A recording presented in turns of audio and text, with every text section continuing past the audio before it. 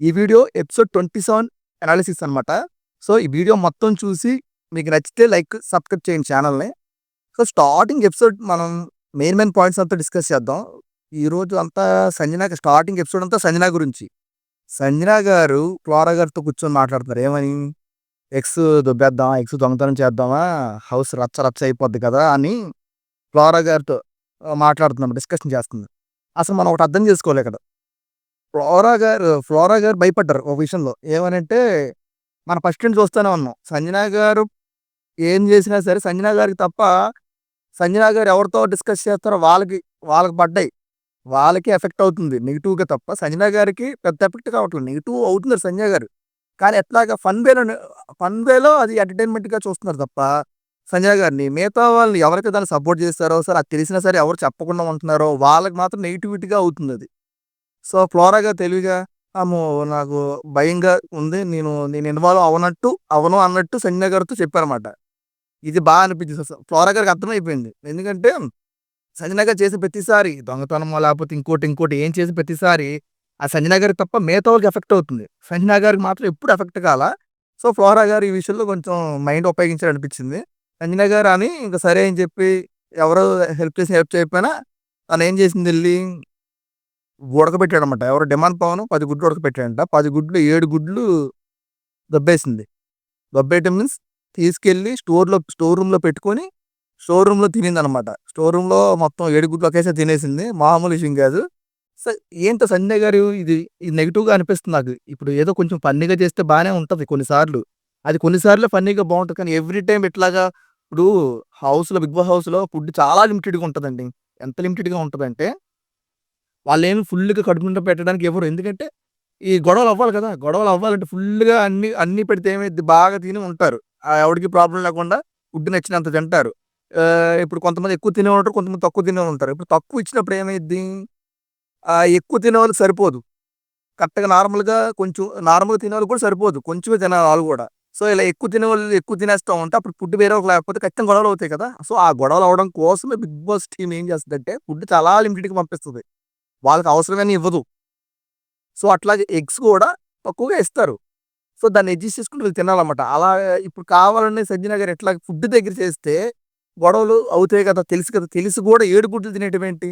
ఒక గుడ్డు తింటేనే ఫస్ట్ వీక్ ఒక గుడ్డు దొబ్బేస్తేనే, ఒక గుడ్డు తింటేనే రచ్చ రచ్చ అయింది. ఓనర్స్‌కిని, టెనెంట్స్‌కి పెద్ద గొడవలయినాయి. ఇప్పుడు ఏకంగా 7 గుడ్లు తినేసింది. సో, అది చాలా కరెక్ట్ కాదనిపించింది నాకు. ఎందుకంటే రీతు చౌదరి గూడా అంటది ఒకసారి. ఆహ్, మీ ఆ! ఈ డిస్కషన్ ముందు ఏమైతదంటే, గుడ్లు పోయాయని చెప్పి డిమాండ్ చూస్తాడు. గుడ్లు లేవు ఇక్కడ అంటే ఇంక అందరికి తెలుసు దొంగతనం జరిగింది. అంటే అది సంజన గారు చేసిందని అందరికి పక్కా క్లారిటీ ఉంది. దాంట్లో ఎవ్వరికీ ఏ డౌట్‌లు లేవు. సో, సంజన గారిని అడుగుతారెళ్లి డిమాండ్ పవన్. నాకేం తెలీదు నేనేం తీయలేదు. నేను చెప్తా కదరా నేను తీయలేదని. ఎమాన్యుల్ అంటానే ఉంటాడు. మా అమ్మ ఆల్రెడీ ఒక గుడ్డు తిని గుడ్డు వాసన వస్తుంది మాట్లాడుతుంటే, ఒక గుడ్డు తింటే ఎంత వాసన ఎందుకొస్తది? అని అనుకున్నాను డౌట్ ముందే వచ్చింది. మొత్తం గుడ్లు తినేసిందిలే. కడుపులో దాచుకుంది. అని కొంచెం ఫన్ చేస్తాడు. రీతు చౌదరికి కోపమొచ్చేస్తది. ఎలా కోపం అంటే, నేనింకా దాని మీద ఆశ పెట్టుకున్నాను తిందామని అనుకున్నాను. అది గాని మీరు తిన్నారంటే నాకు కోపమొచ్చేస్తదన్న పాయింట్‌లో చెప్తుంది రీతు గూడా. ఇక్కడ మనం అర్థం చేసుకోవాలి. ఎందుకంటే ఫుడ్ ప్రతీది అందరికి అవసరమే అక్కడ. ఎగ్ అంటే ప్రతి ఒక్కళ్ళకి ఇప్పుడు చెప్పా కదా! లిమిటెడ్ ఫుడ్ ఉంటది. ప్రతీది కొంచెం వాళ్ళకి ఎక్కువగానే అనిపిస్తది. ఒక ఒకటి లేకపోయినా సరే చాలా ఏదో కోల్పోయినట్టు ఫీలింగ్ ఉంటది. కానీ సచిన్ నగర్ 7 గుడ్డులు తినటం ఏంటి నాకైతే అర్థం కాల. కావాలనే అది నాకు తెలుసు కంటెంటు పద్దాక దొబ్బేయడం ఇలా ఫుడ్డు అన్నది కరెక్ట్ కాదు. ఎందుకంటే అందరికీ అక్కడ ఫుడ్ నీడ్ ఉంటది. ఎందుకంటే లిమిటెడ్ ఫుడ్ ఇస్తారు కాబట్టి. సో, ఈ పాయింట్ పక్కన పెడితే తర్వాత స్టోర్ రూమ్‌లోకెళ్ళి తింటే ఇయన్నీ మనం మాట్లాడుకున్నాం కదా! రీతు చౌదరిని అంటది. ఎందుకు ఫుడ్‌కి ఎందుకు అంత ఎక్కువ ఎందుకు అంత ఎక్కువగా ఫీల్ అవ్వటం అవసరం ఏముంది అన్నట్టు రీతు చౌదరికి సంజన గారు రీతు చౌదరిని అంటారు. రీతు చౌదరి అంటది, "మీరు ముందు ఫాలో అవ్వండి అది. మీరు ఫాలో అయ్యి మాకు చెప్పండి. అప్పుడు నేను వింటాను. మీరు ఫాలో అవ్వకుండా నాకు చెప్పమాకని" అంటది. ఈ పాయింట్ ఎందుకందంటే, అంతకుముందు 2 డేస్ ముందు తనుజ ఫుడ్ మానిటర్‌గా ఉన్నప్పుడు సంథింగ్ కారప్పొడి నాకేదో పొడి చేయండి. నాకు ఆ పప్పుతో చేయండి. నాకు ఎల్లుల్లిపాయలతో నాకు ఆ పొడి కారప్పొడి చేయండి అని లేదు తక్కువుంది. ఫుడ్ అయి తక్కువున్నాయి అందుకే చేయడం కుదరదంటే పెద్ద రచ్చరంబోలు చేసి ఏడుపు గోల పెట్టింది సంజన గారు. సో, ఆ పాయింట్ ఉద్దేశించి ఇక్కడ చెప్తుందనమాట. మీరు మొన్న ఫాలో అవ్వలేదు కదా! మొన్న మీరు ఫాలో అవ్వకుండా మీరు రచ్చ చేసి, అంత చేసి కొంచెం కారప్పొడి కోసం మీరిప్పుడు చెప్తే కరెక్ట్ కాదు కదా అని చెప్పింది. రేతు సూపర్ పాయింట్ చెప్పిందనమాట. మామూలు పాయింట్ కాదు. నిజమే కదా! మన సంజన గారు అంత రచ్చరంబోలో చేశారు. కానీ ఇప్పుడు మాత్రం ఎందుకు అంత చేస్తున్నావు? నార్మల్‌గా ఉండొచ్చు కదా! ఎగ్‌కే కదా అన్నట్టు చెప్తుంది. 7 గుడ్లు తినేసింది ఈవిడ. ఇప్పుడు అది బయట పడలేదు. అది బయట పడితే ఎట్లా ఉంటదో నెక్స్ట్ ఎపిసోడ్‌లో చూద్దాం. ఇప్పటికైతే అది అవ్వలేదు. ఈ ఎపిసోడ్‌లో అయితే. సో, తర్వాత ఏమైందంటే కెప్టెన్సీ టాస్క్. కెప్టెన్సీ టాస్కు దానికన్నా ముందు హరిత హరీష్‌గా ఒక పంచ్ పడిందనమాట. ఈ డిమాండ్ పవన్ వచ్చి సంజన గారిని మీరే కదా మానిటరు అడగండి మరి ఫుడ్ పోయింది కదా! అడగండి అని తెలుగులో అడిగాడు.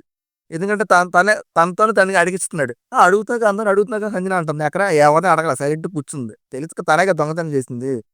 సో, ఎళ్లి మామూలుగా షోయింగ్‌కి డిమాండ్ పవన్ అడిగాడు కదా! అని చెప్పి షోయింగ్‌కి అందరి దగ్గరికెళ్ళి మీరేం తీశారా అంటే మీకెవరికైనా డౌట్ ఉందా అని హరిత హరీష్‌ని అడిగిందెళ్లి. ఎవరి మీద మీకు డౌట్ ఉందా అని. ఉంది నాకు మీ మీద డౌట్ ఉంది అన్నాడు. మామూలు పంచ్ పడలా. సూపర్ పంచ్ అన్నమాట హరిత హరీష్ గారు. తర్వాత కెప్టెన్సీ టాస్క్. కెప్టెన్ టాస్క్ మనకు తెలుసు కదా! రితు చౌదరి గారు, ఆర్మీ పవన్, ఇమాన్యుల్, రామురాతోడు వీళ్ళందరూ కెప్టెన్సీ టాస్క్ అదే కంటెండర్‌లుగా అయ్యారు. సో, వాళ్ళు టాస్క్ పెట్టారు. వాళ్ళకేం టాస్క్ పెట్టారంటే ఆహ్, బెల్ ఒకటుంటది. ఆ బెల్ ఎవరైతే ఫస్ట్ మోగిస్తారో ఎలా అంటే వీళ్ళ కోసం మిగతా హౌస్ కంటెస్టెంట్స్ ఆడాలి. వీళ్ళ నలుగురు కోసం వాళ్ళు ఆడాలి. ఎవరైతే ఫస్ట్ బెల్ కొడతారో కంటెస్టెంట్స్ కాదు హౌస్‌మేట్స్ వాళ్ళు డాన్స్ చేస్తా ఉంటారు. ఈలోపు ఒకటి ఒక బాక్స్‌లో ఒకటి పెట్టారన్నమాట రాడ్‌లతో. అది ఒక ప్లేస్‌లో పెట్టాలి. గ్రీన్ కలర్‌లో ఉంది. అది ఈలోపు ఎవరైతే అక్కడికి తీసుకెళ్ళి పెట్టగలరో వాళ్ళు విన్ అయినట్టు. లాగి తీసుకెళ్ళి పెడితే. లేదు అలా కాకుండా వ తీసి పెట్టినోళ్ళు విన్ అయినట్టు. లేదు ఇక్కడికొచ్చి బెల్ కొట్టినోళ్ళు ఎవరినైనా ఒకరిని ఎలిమినేట్ చేయొచ్చు నలుగురిలో. సో, ఇది ఎలా అంటే ప్యూర్‌గా ఎవరైతే సపోర్ట్ చేస్తా ఉంటారో వాళ్ళకి గెలుస్తారన్నమాట ఈ గేము. ఫస్టు ఎవరు బెల్ కొట్టే డెమాన్ పవన్ బెల్ కొట్టాడన్నమాట. ఈ నలుగురు పట్టుకొని ఉన్నారు. డెమాన్ పవన్ డాన్స్ ఏసాడు. 'వాన వాన వెల్లివోయ' పాటేసాడు. బావుంది. చాలా ఏసాడు డాన్స్. చూడడానికి చాలా అనిపించింది. మంచి డాన్సర్‌లా మన 'రామురాతిరి' ఎంత ఏస్తాడు డాన్స్. సో, అట్లాగా ఏసినట్టు నాకు అనిపించింది చూస్తే. కెప్టెన్సీ టాస్క్ మొదలయ్యేటప్పుడు ఒక డిస్కషన్ జరిగిందండి. ఏం డిస్కషన్ జరిగిందంటే ఇమ్మడుతాడు భరణి గారిని అడుగుతారు. నాకు సపోర్ట్ చేయండి అన్నట్టు అడిగితే, భరణి క్లియర్‌గా చెప్తాడు. నేను నీకు సపోర్ట్ చేయను.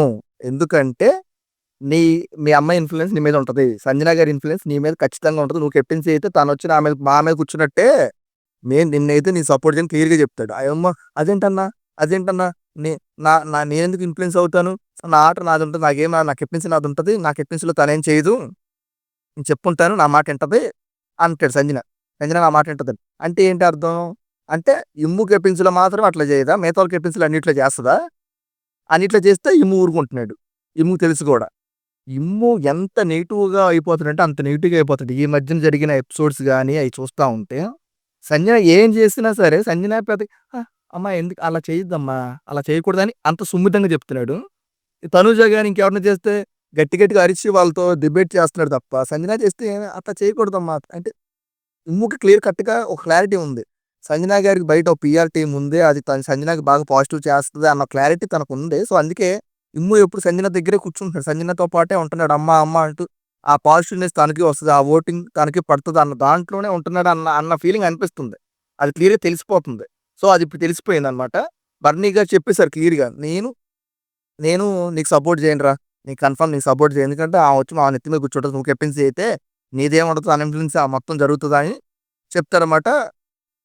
అప్పుడు అంటాడేమో అమ్మ అమ్మ అమ్మ అని పిలవటం తప్పయిపోయింది అన్న. అమ్మ అని పిలవటం తప్పయిపోయింది అంటాడు. తప్పు భరణి చెప్పిన పాయింట్ అసలు అది గాదు. అమ్మ అనటంలో తప్పేం లేదు. ఆ పాయింట్ ఎత్తలే. కానీ ఇమ్ము చూసారా ఎట్లా మాట్లాడుతున్నాడో. ఆ భరణి చెప్పిన పాయింట్ ఏంటి క్లియర్ కట్‌గా అట్లా తన ఇన్‌ఫ్లూయెన్స్ నీ మీద ఉంటదిరా బాబు. ఎందుకంటే తన మాట నువ్వు వింటావు ఎక్కువగా. తను ఇన్‌ఫ్లూయెన్స్ చేస్తది అట్లాగా. నేనైతే నీకు సపోర్ట్ చేయను క్లియర్‌గా చెప్తాడు. ఇది మాత్రం మామూలుగా లేదు. తర్వాత మనం చెప్పుకున్నట్టు డిమాండ్ పవన్ బెల్ కొట్టాడు. ఫస్ట్ బెల్ కొట్టింది డిమాండ్ పవన్. డిమాండ్ పవన్ వస్తే ఆటోమేటిక్‌గా ఇంతకుముందు ఒక డిస్కషన్ జరిగింది శ్రీజాతో. శ్రీజ, డిమాండ్ పవన్ మాట్లాడుకుంటారు. మాట్లాడుకుంటారు. ఏమంటే ఇక్కడ రీతు చౌదరి, డిమాండ్ పవన్ ఒక మంచి ప్లాన్ ఏసారబ్బా! మామూలు ప్లాన్ ఏయలేదు. సూపర్ ప్లాన్ ఏసారు. ఏమని ఏసారంటే ఆ ప్లాను డిమాండ్ పవన్ ఎళ్లి శ్రీజని అడుగుతాడు. నువ్వు శ్రీజ క్లియర్ కట్‌గా ఆర్మీ పవన్‌కి సపోర్ట్ చేస్తది. డిమాండ్ పవన్ క్లియర్ కట్‌గా రీతు చౌదరికి సపోర్ట్ చేస్తాడు. డిమాండ్ పవన్ ఎళ్లి శ్రీజని అడుగుతాడన్నమాట. ఏమని? ఆర్మీ పవన్ కని లేపోతే నువ్వెవరికి సపోర్ట్ చేస్తావు అంటాడు. రీతుకి చేస్తారా అంటది క్లియర్ కట్‌గా. ఇక్కడ క్లియర్‌గా ఇది అర్థం చేసుకోండి. క్లియర్ కట్‌గా రీతూ చేస్తానంటది. ఓకేనా? డిమాండ్ పవన్ ఫస్ట్ బెల్ కొట్టినాక ఏం చేస్తాడంటే, నెక్స్ట్ ఖచ్చితంగా అక్కడ స్పీడ్‌గా పరిగెట్టేది గ్రాబ్ చేయగలిగేది డిమాండ్ పవను, శ్రీజ వీళ్ళే ఫస్ట్ కడతారు ఖచ్చితంగా. తర్వాత భరణి గారు. సో, ఇక్కడ డిమాండ్ పవన్ ఫస్ట్ బెల్ కొట్టంగానే ఫస్ట్ ఎవరిని ఎలిమినేట్ చేసాడు డాన్స్ చేసిన తర్వాత? మన ఆర్మీ పవన్‌ని ఎలిమినేట్ చేసాడు. సారీ పవన్ అని చెప్పి. ఎందుకంటే తర్వాత ఎలాగో శ్రీజ కొట్టిద్దని క్లారిటీ ఉంది. శ్రీజ వచ్చేటప్పటికి ఇక్కడ ఆర్మీ పవన్ లేకపోతే శ్రీజ ఎవరిని తీసేస్తది? ఖచ్చితంగా రీతూకి సపోర్ట్ చేస్తది. కాబట్టి మిగతా ఇద్దరిలో రాము రాథోడ్, ఇమ్మున్ గాని ఇద్దరిలో ఎవరినో తీసేస్తది. సో, ఆ పాయింట్ బేస్ చేసుకొని డిమాండ్ పవన్ ఒక స్ట్రాటజీ ప్లే చేసినట్టే ఆర్మీ పవన్ తీసేసాడు. ఆర్మీ పవన్ అంటే ఖచ్చితంగా నెక్స్ట్ శ్రీజ వస్తే ఖచ్చితంగా ఆహ్, మన రీతూకి కూడా ఎఫెక్ట్ ఉంటది కదా! రీతూని తీసేస్తదేమో అని చెప్పి అందుకని ఇక్కడ ఆర్మీ పవన్ తీసేసారన్నమాట. పాపం ఆర్మీ పవన్ ఫేస్ చూస్తే నెత్తురు చుక్కే. నెత్తురు చుక్క కూడా లేదు మొహంలో అన్నమాట. మొత్తం ఫేస్ అంతా డల్ అయిపోయి ఇక కళ్ళీళ్ళు ఏడుపొచ్చేసింది. నాకు పాపం అనిపించింది పాపం. ఎందుకంటే చాలా కష్టపడ్డాడు అప్పటిదాకా. ఫ్రెండ్స్ అని నమ్మాడు. ఎందుకంటే డిమాండ్ పవన్ అంతకుముందు కెప్టెన్ టాస్క్‌గా ప్రతి దాంట్లో తను సపోర్ట్ చేసుకుంటూ వచ్చాడు. కానీ ఇప్పుడు తనని ఇలా చూసేటప్పటికి ఇట్లా ఫస్ట్ తన ఫ్రెండ్సే తనకి మోసం చేశారన్న ఫీలింగ్ వచ్చేసింది. బాగా ఏడ్చాడు. డిమాండ్ పవన్ వచ్చిన తర్వాత పక్కన కూర్చున్నా సరే వెళ్ళిపోతున్నాడు లేచి.